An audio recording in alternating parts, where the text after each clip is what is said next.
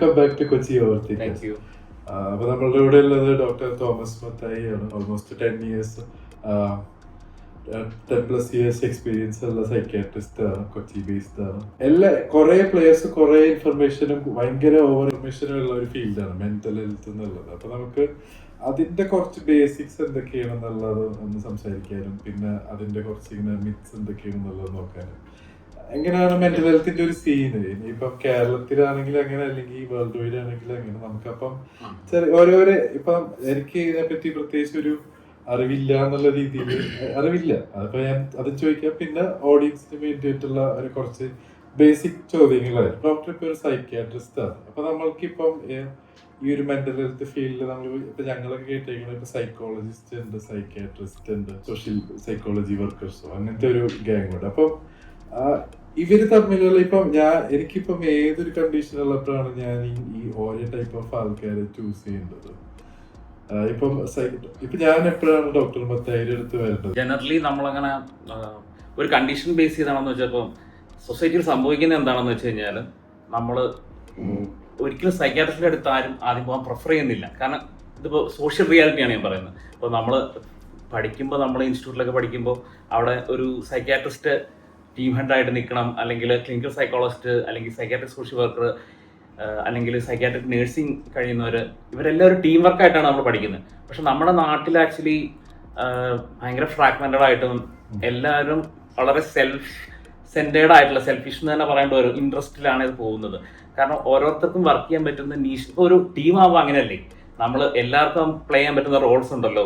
അപ്പോൾ സൈക്യാട്രിസ്റ്റിന് പ്ലേ ചെയ്യാൻ definite role ഉണ്ട്, ക്ലിനിക്കൽ സൈക്കോളജിസ്റ്റിന് റോൾ ഉണ്ട്, അതുപോലെ സോഷ്യൽ വർക്കർക്ക് റോൾ ഉണ്ട്. പക്ഷെ നമ്മുടെ നാട്ടിൽ ഇങ്ങനെ റോൾ ഡിസ്ട്രിബ്യൂഷൻ ഇല്ലാന്ന് മാത്രമല്ല, ഇപ്പം നമുക്ക് ഒരു വളരെ കോംപ്ലിക്കേറ്റഡ് ആയിട്ടൊരു കേസ് കിട്ടുവാണെങ്കിൽ ഒരു നമ്മളത് ഡിവൈഡ് ചെയ്ത് കൊടുക്കാതെ മാക്സിമം നമ്മൾ തന്നെ കാണാൻ നോക്കുക. അങ്ങനെ പലപ്പോഴും സൈക്കോളജിസ്റ്റ് അങ്ങനെ ചെയ്യും. അല്ലെങ്കിൽ ഇപ്പോൾ സോഷ്യൽ വർക്ക് കൗൺസിലിംഗ് ആയിട്ട് പ്രവർത്തിക്കുന്നവരൊക്കെ ആണെങ്കിലും ബേസിക്കലി ഇത് പ്രൈവറ്റ് ആകുമ്പോൾ ഉള്ള പ്രശ്നമാണ്. കാരണം നമ്മുടെ ക്ലയന്റിന് വേറെ ആർക്ക് കൊടുക്കരുത് എന്നുള്ള രീതിയിൽ അങ്ങോട്ടും ഇങ്ങോട്ടും ഒരു ഫൈറ്റ് പോലത്തെ സംഭവം നടക്കുന്നുണ്ട്. സൈക്യാട്രിസ്റ്റിന്റെ അടുത്ത് പോകണമെന്ന് പറയുമ്പോൾ എനിക്ക് തന്നെ ഒരു ബുദ്ധിമുട്ട് തോന്നുന്നുണ്ട്. കാരണം അത്രയും കണ്ടീഷൻഡാണ് നമ്മൾ സൈക്യാട്രിസ്റ്റിന്റെ അടുത്ത് പോകുന്നു പറയുമ്പോൾ. അതേസമയം ഒരു കൗൺസിലിങ്ങിന് പോകുമെന്ന് പറയുമ്പോൾ വളരെ ഈസിയാണ്. ഇപ്പം ഇന്നും കൂടെ ഒരു കുട്ടിയുടെ പേരന്റ് വിളിച്ചിട്ട് പറഞ്ഞു നമ്മൾ പ്രീസ്റ്റിന്റെ അടുത്ത് പോയി, അല്ലെങ്കിൽ ഇപ്പം സ്കൂളിലെ സാറന്മാർ, അല്ലെങ്കിൽ ചെറിയ കോഴ്സുകൾ ചെയ്തിട്ടുള്ള ആൾക്കാർ കൗൺസിലിംഗ് സൈക്കോളജിസ്റ്റ് എന്ന് പറഞ്ഞിരിക്കുന്നുണ്ട്. അവരുടെ അടുത്ത് പോകും. പക്ഷെ അവരുടെ വളരെ ലിമിറ്റഡ് എക്സ്പോഷറാണ് അവർക്ക് ക്ലിനിക്കലി കിട്ടുന്നത്. അതായത് അവർ ഈ ചെയ്യുന്ന കോഴ്സ് തന്നെ മിക്കവാറും ഒരു 6 months അല്ലെങ്കിൽ ഒരു 1 year താഴെയുള്ള കോഴ്സ് ആയിരിക്കും. പക്ഷെ ആ കോഴ്സ് ഗവൺമെന്റ് അംഗീകൃത കോഴ്സുകൾ തന്നെ ആയിരിക്കും ചിലപ്പോൾ. പക്ഷെ അവർക്ക് കിട്ടുന്ന ക്ലിനിക്കൽ എക്സ്പോഷർ, അതായത് ഇതേ പ്രശ്നങ്ങളുള്ള ആൾക്കാരെ നമ്മൾ ഇപ്പോൾ ഇതിന്റെ തിയറി പഠിക്കുന്ന പോലെ അല്ലല്ലോ അത്. ഇപ്പോൾ ഇപ്പോൾ ബേസിക്കലി സൈക്യാട്രിസ്റ്റ് എന്ന് പറഞ്ഞാൽ മെഡിക്കൽ സ്ട്രീമിൽ നിന്ന് പോകുന്ന ആളാണ്. അതായത് MBBS കഴിഞ്ഞ് നമ്മൾ PG സൈക്യാട്രി ചെയ്ത് അതിനുശേഷമാണ് നമ്മൾ പ്രാക്ടീസ് ചെയ്യാൻ പോകുന്നത്. അതായത് 5+2 അവിടെ 7 years മിനിമം വരും. ഇപ്പൊ ഇന്റേൺഷിപ്പ് എല്ലാം കൂടി കൂട്ടി വരുമ്പോൾ അതിൽ കൂടുതൽ വരും. അതേസമയം ക്ലിനിക്കൽ സൈക്കോളജിസ്റ്റ് എന്ന് പറഞ്ഞു കഴിഞ്ഞാൽ കംപ്ലീറ്റ്ലി ആർട്ട് സ്ട്രീമിൽ നിന്ന് പോയി പഠിക്കുന്നവരാണ്. അപ്പൊ അവർ കുറച്ചും കൂടെ അത് മെഡിക്കലി നമ്മൾ കാണുമ്പോൾ കുറച്ചുകൂടി ബയോളജിക്കലി ആ ഒരു പോയിന്റ് ഓഫ് വ്യൂ ആ ഒരു നമ്മൾ കാണുന്ന ലെൻസ് എവിടെ നിന്നാണ് കാണുന്നത് എന്നുള്ള ഡിഫറെന്റ് ആണ്. അതൊരിപ്പോ മെഡിസിൻ ഒക്കെ ഡെഫിനറ്റ്ലി ഒരു ഡോക്ടർക്ക് മാത്രമാണല്ലോ എഴുതാൻ പറ്റത്തുള്ളൂ. അതേസമയം ക്ലിനിക്കൽ സൈക്കോളജിസ്റ്റിന് മാത്രം എക്സ്ക്ലൂസീവ്ലി ഡീൽ ചെയ്യാൻ പറ്റുന്ന ഏരിയ ഉണ്ട്. ക്ലിനിക്കൽ സൈക്കോളജിസ്റ്റ് എന്ന് പറയുമ്പോൾ BSc MSc അല്ലെങ്കിൽ അത് കഴിഞ്ഞ MPhil PhD. സൈക്യാട്രിസ്റ്റിന് മാത്രമല്ലേ മെഡിസിൻ പ്രിസ്ക്രൈബ് ചെയ്യാനും അങ്ങനെ? പൊതുവെ നാട്ടില് ഇതിന്റെയൊക്കെ ഒരു പ്രശ്നം എന്താണെന്ന് വെച്ച് കഴിഞ്ഞാൽ ഇപ്പൊ നമ്മൾ പറയുമ്പോൾ സൈക്കോളജിസ്റ്റുകളും പലരും മരുന്ന് എഴുതുന്നവരുണ്ട്, അല്ലെങ്കിൽ അങ്ങനെ ഒത്തിരി ഇവിടുത്തെ ഫൗൾ പ്ലേ നടക്കുന്നുണ്ട്. പക്ഷെ എല്ലാവരും മനസ്സിലാക്കിയിരിക്കേണ്ട ഒരു കാര്യം എന്താണെന്ന് വെച്ചാൽ സൈക്യാട്രിസ്റ്റ് ആയ ഒരാൾക്ക് മാത്രമേ ഡെഫിനറ്റ്ലി മരുന്ന് എഴുതാനുള്ള ഒരു ക്വാളിഫിക്കേഷൻ ഉള്ളൂ. അല്ലെങ്കിൽ മറ്റേ ആള് മരുന്ന് എഴുതാന്ന് പറഞ്ഞാൽ അത് ഒന്നാമത്തെ കാര്യം അത് വളരെ ബ്ലൈൻഡ് ആയിട്ട് എഴുതുന്നതായിരിക്കും, അതിന്റെ പ്രശ്നങ്ങളെ കുറിച്ച് അറിയില്ല. രണ്ടാമത്തെ കാര്യം അതൊരു ക്രൈമാണെന്ന് ഞാൻ പറയുന്നത്. കാരണം നമ്മൾ എഴുതുന്ന മരുന്നുകൾ എന്ന് പറഞ്ഞാൽ വെറുതെ മരുന്നുകളല്ലല്ലോ, അതിന് ഒരു കൈൻഡ് ഓഫ് എഫക്റ്റും സൈഡ് എഫക്റ്റും ഉള്ള മരുന്നുകളായിരിക്കും. അപ്പൊ അതിന്റെ ഒരു കണക്കറിയാതെ അല്ലെങ്കിൽ അത് ട്രൈ ചെയ്ത് നോക്കിയ എക്സ്പോഷർ ഇല്ലാതെ ക്ലിനിക്കൽ എക്സ്പീരിയൻസ് ഇല്ലാത്ത ഒരാൾ അത് എഴുതുമ്പോൾ വളരെ ബ്ലൈൻഡ് ആയിരിക്കും. സൈക്കോളജിസ്റ്റ് കൂടുതലും സ്കൂളിലാണ് പോയി, അല്ലെങ്കിൽ സ്കൂൾ കോളേജ് അങ്ങനെ കുറച്ചും കൂടെ സൊസൈറ്റിയിൽ കുറച്ചും കൂടെ എന്താ പറയുക ഈസിലി അപ്രോച്ചബിൾ ആണ് സൊസൈറ്റി. ബിക്കോസ് അത്രയും സ്റ്റിഗ്മ കുറവാണ് കൗൺസിലിംഗ് സൈക്കോളജിസ്റ്റിനും അല്ലെങ്കിൽ കൺസൾട്ടന്റ് സൈക്കോളജിസ്റ്റ് എന്നൊക്കെ നമ്മൾ പേരിട്ട് വിളിക്കുന്ന സംഭവത്തിന്. അതേസമയം ഒരു ഡോക്ടറായിട്ട് നമ്മുടെ അടുത്ത് വരുമ്പോൾ നമ്മളൊരു ഡിസോർഡർ പോയിന്റ് ഓഫ് വ്യൂവിൽ മാത്രമേ റെലവൻസ് ഉള്ളൂ എന്ന് ഞാൻ പറഞ്ഞു. അല്ലാതെ ഇപ്പോൾ ഒരു കരിയർ ഗൈഡൻസ് അല്ലെങ്കിൽ ഒരു പേഴ്സണാലിറ്റി ഡെവലപ്മെന്റ് അങ്ങനെയുള്ള കാര്യങ്ങൾക്ക് കൂടുതലും സൈക്കോളജിസ്റ്റിന്റെ അടുത്ത് പോകുന്നതായിരിക്കും നല്ലത്. പക്ഷെ ഒരു പ്രശ്നം എന്താണെന്ന് വെച്ച് കഴിഞ്ഞാൽ അവിടെയും അങ്ങനെ ഡിവൈഡ് ചെയ്യാൻ പറ്റത്തില്ല. കാരണം ഇപ്പോൾ ഒരാൾ പോകുമ്പോൾ അപ്പോൾ അത് വളരെ ഒരു എക്സ്പീരിയൻസ്ഡ് ആയ ഒരു ആൾക്കേ അത് കണ്ടാൽ മനസ്സിലാകത്തുള്ളൂ. ചിലപ്പോൾ നമ്മൾ വിചാരിക്കുന്ന പോലെ ഒരു പേഴ്സണാലിറ്റി ഡെവലപ്മെന്റിൽ ഒതുങ്ങുന്ന പ്രശ്നമായിരിക്കില്ല, ചിലപ്പോൾ അതിന്റെ ഡീപ്പ് റൂട്ടറായിട്ട് വേറൊരു പ്രോബ്ലം ആയിരിക്കും. അതുകൊണ്ട് തന്നെ ക്ലിനിക്കൽ എക്സ്പോഷർ ഉള്ളവരുടെ അടുത്ത് പോകുമ്പോൾ, അതായത് ക്ലിനിക്കൽ സൈക്കോളജിസ്റ്റ് അല്ലെങ്കിൽ സൈക്കാട്രിസ്റ്റ്, അതായത് സൈക്കാട്രിസ്റ്റ് എന്ന് പറയുമ്പോൾ ഒരു ഡോക്ടർ എന്നുള്ള രീതിയിൽ ബയോളജിക്കലി അല്ലെങ്കിൽ ഒരു ബയോ സൈക്കോ സോഷ്യലായിട്ട് കാണുന്ന ആള്, അതേ സംഭവം തന്നെയാണ് ക്ലിനിക്കൽ സൈക്കോളജി. പക്ഷെ അവർക്ക് ആ ബയോളജിക്കൽ സാധനത്തോട് അത്രയും ആക്സസ് ഇല്ല, അല്ലെങ്കിൽ അവർ അതിനകത്ത് അത്ര ട്രെയിൻഡ് അല്ല എന്ന് പറഞ്ഞു. അവർ ആർട്സ് സ്ട്രീമിൽ നിന്ന് വരുന്നു, നമ്മൾ ആ മെഡിക്കൽ സ്ട്രീമിൽ നിന്ന് MBBS സ്ട്രീമിൽ നിന്ന് വരുന്നു. അപ്പം സൈക്കാട്രിസ്റ്റ് കുറച്ചും കൂടി നമ്മൾക്ക് ബയോളജിക്കലി ഒരു സയന്റിഫിക് ഫാക്ട് ആണ്. പിന്നെ ഈ സ്റ്റഡി ഓഫ് മെഡിസിൻസും എല്ലാം നമ്മൾ ചെയ്തേക്കുന്നത് കുറച്ചും കൂടി സയന്റിഫിക് കൂടുതലാണ്. ഈ സൈക്കോളജിസ്റ്റ് പോലെ ജനറിക് അല്ല അത്രയും.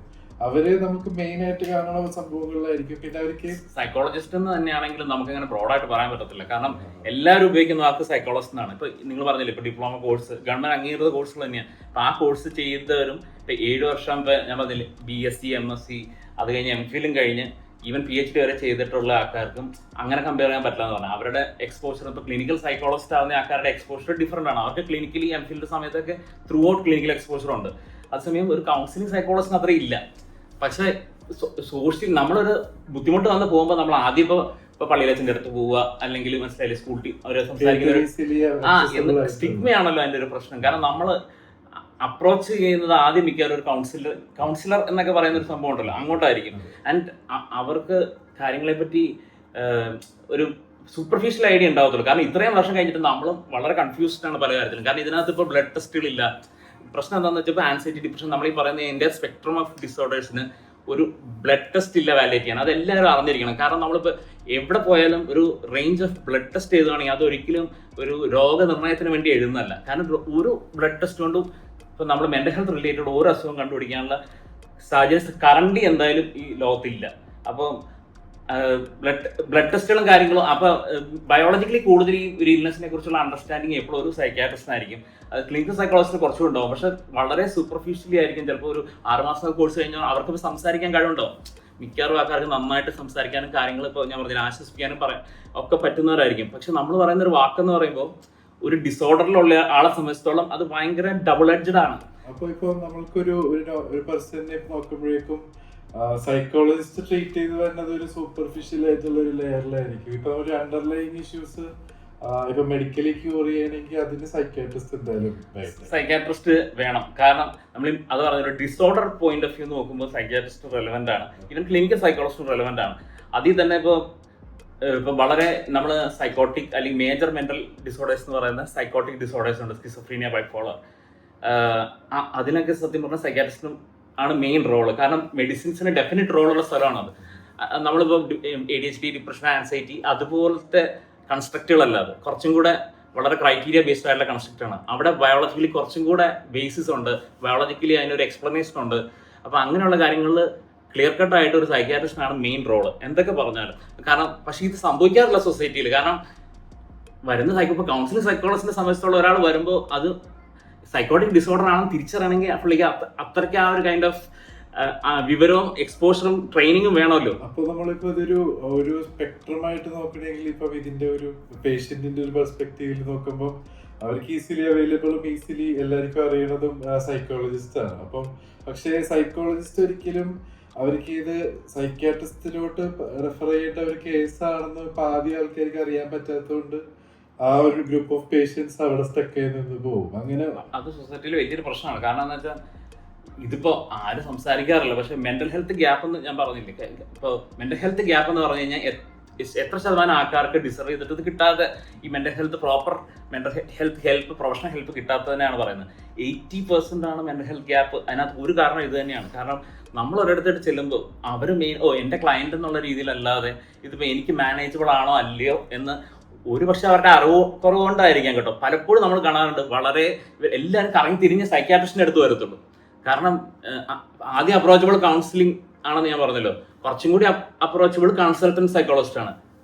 ക്ലിനിക്കൽ സൈക്കോളജിസ്റ്റ് പറയുമ്പോൾ തന്നെ ഒരു കൈൻഡ് ഓഫ് സ്റ്റിഗ്മ വന്നു തുടങ്ങി, കാരണം ഒരു അസുഖം. പക്ഷെ സൈക്യാട്രിസ്റ്റ് എന്ന് പറയുമ്പോൾ നിങ്ങൾ ശ്രദ്ധിച്ചിട്ടുണ്ടോ, നമ്മൾ കേപ്പൊക്കെ ഇട്ട് ഓൾമോസ്റ്റ് സൈറ്റാനിക് ലെവലിലോ അല്ലെങ്കിൽ ഒരു സീരിയൽ കില്ലർ ലെവലിലാണ് ഈവൻ റെപ്രസെന്റേറ്റീവ് ആയിട്ട് പോലും മീഡിയ കാണിക്കുന്നത്.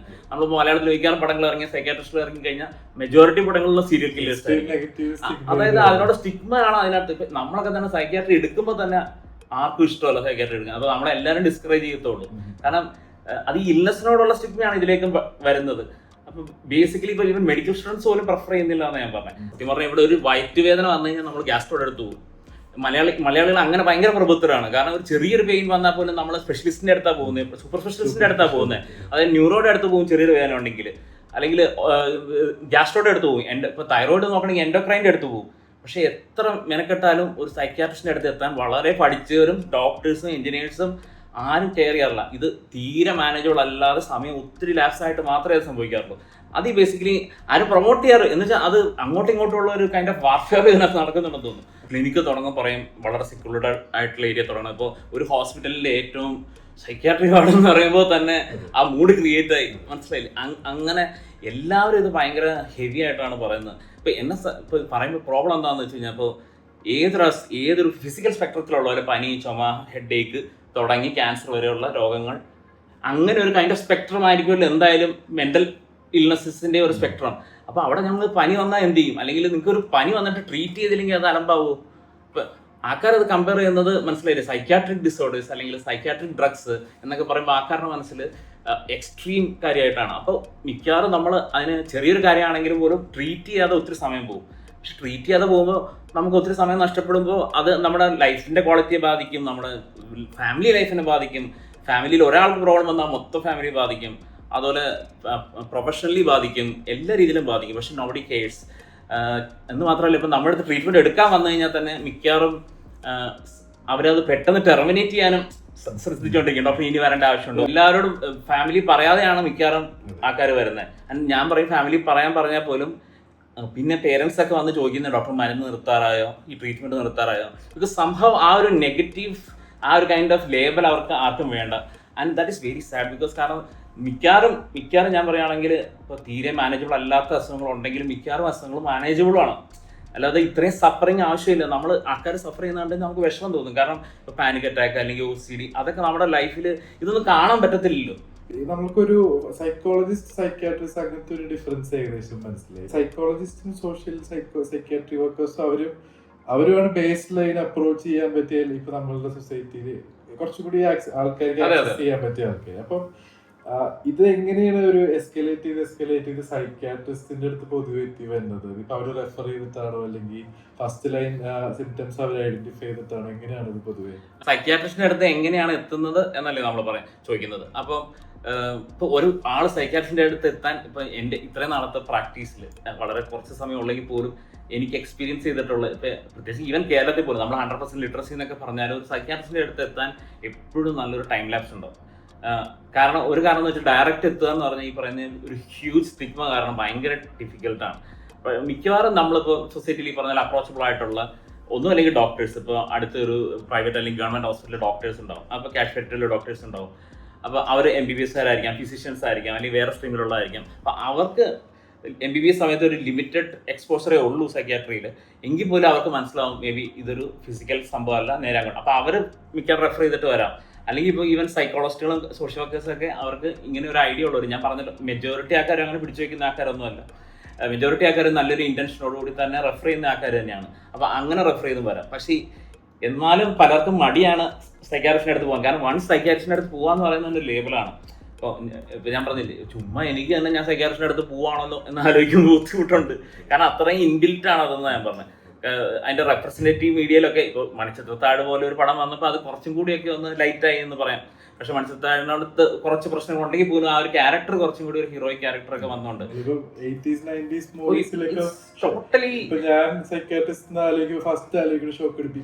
ഷോക്ക് അടിപ്പിക്കുന്നത് അല്ലെങ്കിൽ ബുൾഗാന്താടി വെച്ച് എന്തെങ്കിലും അസംബന്ധം പറയുന്നത് അല്ലെങ്കിൽ വിയേർഡ് കളി കളിക്കുന്നത്.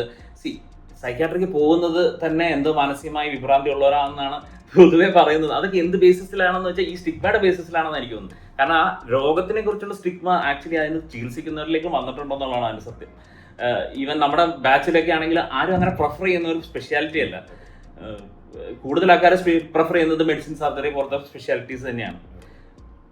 ഇപ്പോൾ ഒരാൾ സൈക്യാട്രിസ്റ്റിലേക്ക് എത്താൻ ഒരു കൺസിഡറബിൾ ടൈം എടുക്കുന്നത് കുറഞ്ഞാൽ തന്നെ ഒത്തിരി രോഗങ്ങളിൽ വ്യത്യാസം ഉണ്ടാകും. കാരണം നമ്മൾ ഈ ടൈം പോകാന്ന് പറഞ്ഞാൽ ഞാൻ പറയുന്നത് 2-3 വർഷത്തിൻ്റെ കാര്യമാണ്. ഈ 2-3 വർഷം എന്ന് പറഞ്ഞു കഴിഞ്ഞാൽ ഒരു അസുഖം കോംപ്ലിക്കേറ്റഡ് ആവാനും അല്ലെങ്കിൽ സാധാരണ രീതിയിലുള്ള ചികിത്സയിൽ കാലം നിൽക്കാതെ വരാനും ഒക്കെ ഉള്ള ചാൻസ് ആണ്. പെർമനന്റ്ലി ക്യൂർ ആയി പോകേണ്ട കണ്ടീഷൻസ് ആയിരിക്കും ചിലപ്പം സൂപ്പർഫിഷ്യലി ഒരു ട്രീറ്റ് ചെയ്ത് കണ്ടിന്യൂ വലിയ ലോങ്ങിൽ എലോങ്ങേറ്റ് ചെയ്ത് പോകും. അല്ല, ചില രോഗങ്ങളിൽ മരുന്നിന് ഡെഫിനറ്റ് റൂളുണ്ട്.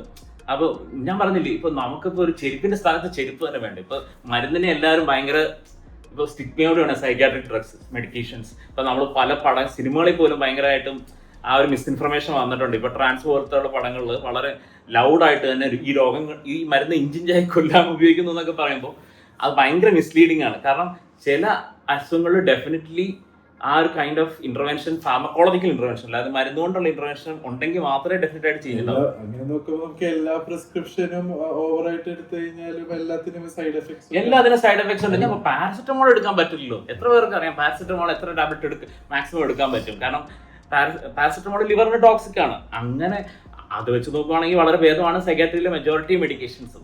ആൻഡ് എക്സ്ട്രീം അസുഖങ്ങൾക്ക് കൊടുക്കുന്ന മെഡിക്കേഷൻസിനാണ് കുറച്ചുകൂടി സൈഡ് എഫക്ട്സ്. ഈ പറഞ്ഞ വെയിറ്റ് ഗെയിൻ അല്ലെങ്കിൽ നമ്മൾ കൈകാല് വിറയ്ക്കുക എന്നൊക്കെ പറയുന്ന സൈഡ് എഫക്ട്സ് വരുന്നത് എക്സ്ട്രീം അസുഖങ്ങൾക്ക് കൊടുക്കുന്ന മെഡിസിനാണ്. ആൻഡ് എക്സ്ട്രീം അസുഖങ്ങൾക്ക് ഫിസിക്കലി കൊടുക്കുന്ന മെഡിസിനും അതേപോലെ സൈഡ് എഫക്ട്സ് ഉണ്ടല്ലോ. പക്ഷെ അതിനെക്കുറിച്ചൊരു ഡിസ്കഷൻ ഇല്ല. ഇപ്പോൾ ഉദാഹരണത്തിന് ഇപ്പോൾ ഒരു ഫിസിഷ്യൻ ഒരു 10 മരുന്ന് എഴുതി കഴിഞ്ഞാൽ നമ്മൾ ആരും പോയി ഗൂഗിൾ ചെയ്യത്തില്ല. പക്ഷെ നമ്മളൊരു 1-2 മെഡിസിൻ എഴുതി കഴിഞ്ഞാൽ എല്ലാവരും ഗൂഗിൾ ചെയ്യും. അപ്പൊ നമ്മൾ ഈ ചാനൽ സ്റ്റാർട്ട് ചെയ്യാനും ഈ ഒരു ഇങ്ങനത്തെ ഒരു മെന്റൽ ഹെൽത്തിനെ പറ്റി എക്സ്പ്ലോർ ചെയ്യാൻ ഉദ്ദേശിച്ചത് തന്നെ ഇതിന്റെ വലിയൊരു ഗ്രേ ഏരിയ. പിന്നെ നമുക്കൊരു ഭയങ്കര മിസ്ഇൻഫോംഡ് ആണ് എല്ലാവരും. പിന്നെ ഇതുപോലത്തെ കുറെ സൊസൈറ്റി സ്റ്റിഗ്മാസ് ഉണ്ട് ഈ ആർട്ടും ഫിലിംസും എല്ലാം ക്രിയേറ്റ് ചെയ്തത്. അപ്പൊ ഇത് കുറച്ച് റിമൂവ് ചെയ്യാനാണ് നമ്മൾ കുറച്ച് ടോപ്പിക്സ് ആൾക്കാർക്ക് ക്ലിയർ ചെയ്ത് കൊടുക്കുക എന്ന് പറയുമ്പോൾ അവര് സിനിമയെ കണ്ട ഷോക്ക് അടിപ്പിക്കല് ശരിക്കുള്ളതല്ല, അത് നല്ലൊരു വേ ഓഫ് ട്രീറ്റ്മെന്റ് ആണ് എന്നുള്ളത്. അങ്ങനത്തെ കുറച്ച് മിത്സ് അല്ല, ശരിക്കുള്ള ടേംസ് തന്നെ നമുക്ക് എന്താണെന്ന് എക്സ്പ്ലെയിൻ. ഇപ്പൊ മെന്റൽ ഹെൽത്ത് തന്നെ വലിയൊരു ഡിസ്കഷൻ ആയത് റീസെന്റ് ആണ്. ഇപ്പൊ ആൾക്കാർക്ക് ഫിസിക്കൽ ഇൽനെസ് ഭയങ്കര ഇമ്പോർട്ടന്റ് ആണ്, അവർ കൺസിഡർ ചെയ്യും, കൺസേൺഡ് ആവും, ട്രീറ്റ്മെന്റ് എടുക്കും.